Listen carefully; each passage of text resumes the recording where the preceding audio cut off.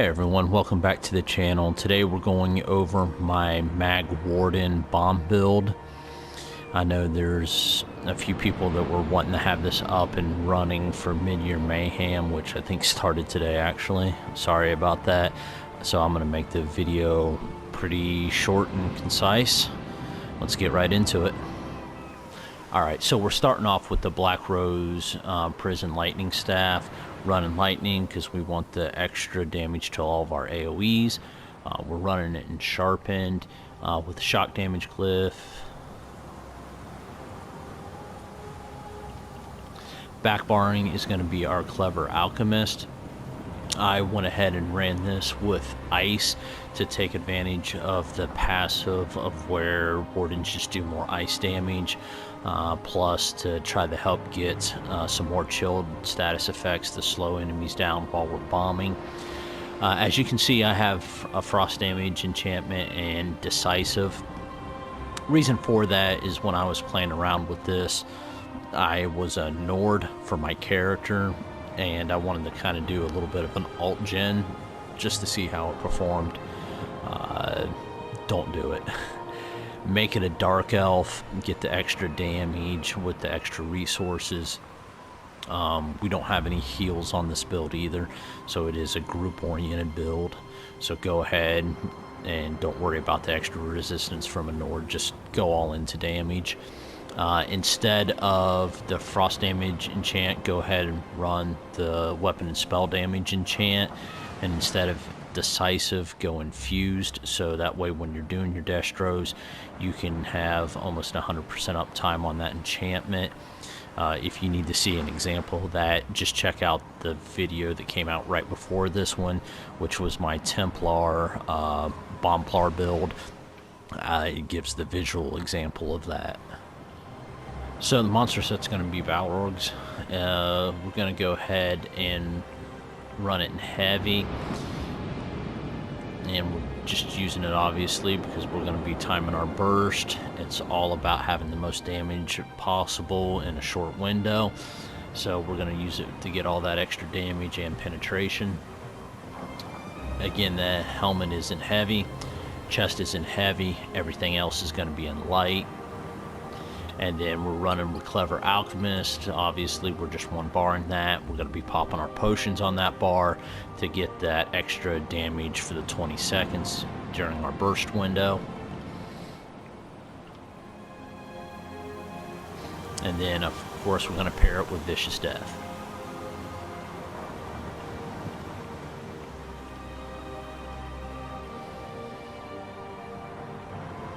Go ahead and run all spell damage enchants. I go 2 infused, 1 arcane, just to have the little bit of extra max resource.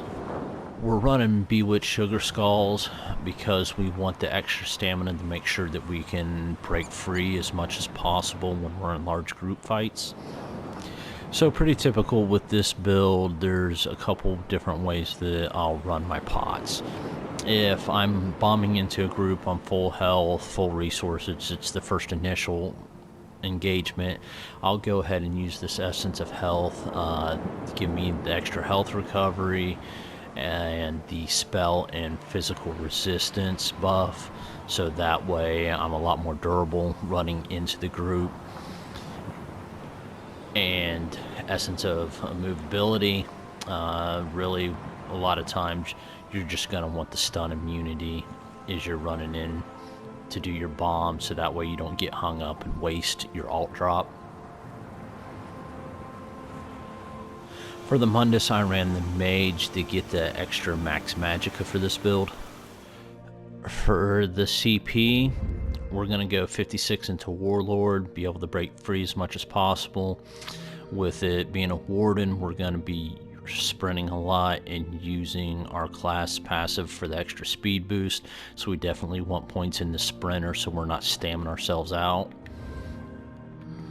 56 into Arcanist, 56 into Healthy. We're going to drop all of our extra Mooncalf points in for 8 just to get a little extra stam recovery so we're not wasting points elsewhere really. 56 into Tumbling, For our damage side, we're going 51 into Elfborn, 56 into Elemental Expert, 16 into Spell Erosion, 66 into Master of Arms, 81 into Thaumaturge,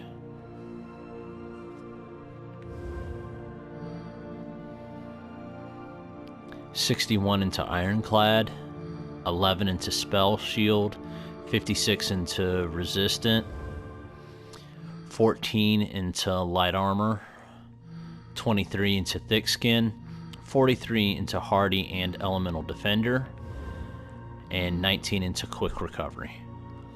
So on our back bar, our buff bar, we're going to have the Eye of Frost Destro Aldi. We're going to use Ice Fortress for our defensive buff, get our minor protection.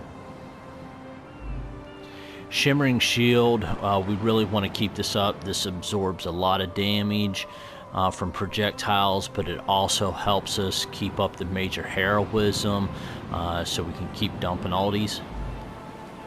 Blue Betty for our major sorcery. Proxy Debt.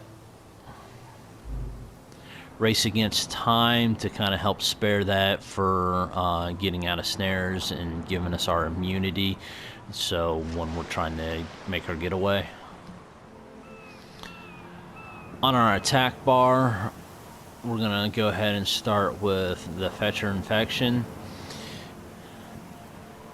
We really have this up just so we can hit a target with minor vulnerability to help increase the damage that we're about to drop. Try to secure that first initial kill cause the VD procs to start going off. Bird of Prey, give us our minor berserk, and we'll use this as our speed buff as we're charging in. In our light, to go ahead and get the extra max magicka with the extra critical. Storm Pulsar,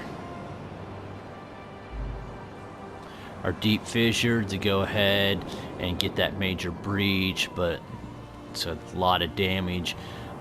Making sure that you learn your timing, so this and your Proxy Debt and your Pulsar, all three are going off at the exact same time, is key to mastering this build. Just get the timing down on that and you're going to see a lot of guys pop. Feral Guardian's going to be our front bar alt. We never actually use it. The only reason we have it is for the passive. Advanced Species increases your damage done by 2% for each animal companion slotted. So we're just having it there to try to get that extra 2%, just maximize our burst. I hope everybody enjoys the build, gets some fun out of it, and as always, I appreciate everybody that takes the time to watch these videos and supports this channel in so many different ways. If there's ever any questions or anything that I forgot to do, just leave me a comment down below and I'll answer everything as soon as I can. Thanks for your time.